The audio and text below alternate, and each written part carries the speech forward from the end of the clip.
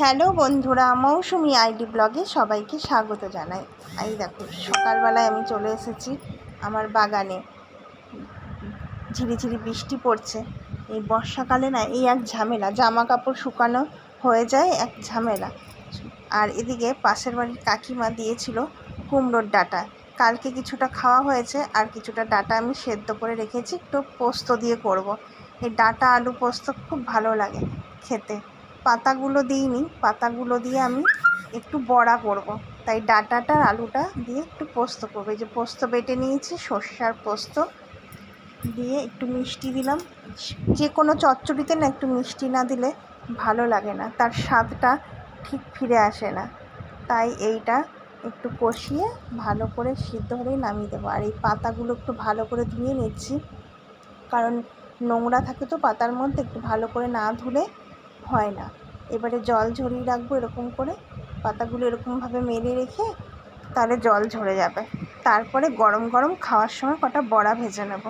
মুসুরির ডাল ভিজিয়ে রেখেছি, আধ ঘন্টা আগে আমি ডালটা ভিজিয়ে রেখেছিলাম। এই ডালটা দিয়ে করবো।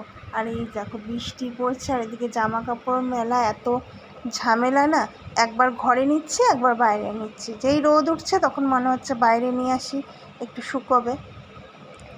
আর এই তাড়না করতে হয় সকাল থেকে, কি করব, কিছু করার নেই। আর এই দেখো বন্ধুরা, আমার বাগানে ঘাসে ভরে গেছে। আর কালকে না আমি একটা হলুদ জবা ফুলের চারা নিয়ে এসেছি।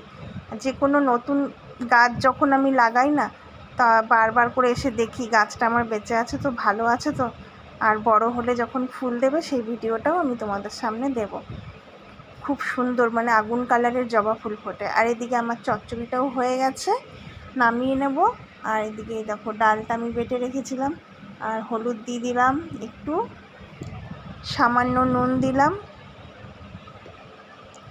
একটু কাশ্মীরি লঙ্কার গুঁড়ো দিলাম।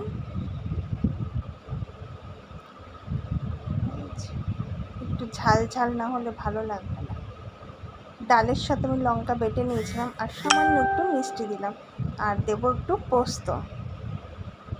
ভালো করে এটাকে মেখে নিয়ে এইবারে পাতাগুলোর ওপর ভালো করে মাখাতে হবে। এই যে একটা একটা করে পাতা নিলাম, পাতাগুলোর মধ্যে এইভাবে আমি ডালের প্রলেপটা দিয়ে দিলাম, ডাল বাটা। এই দেখো এইভাবে মুড়িয়ে নিতে হবে।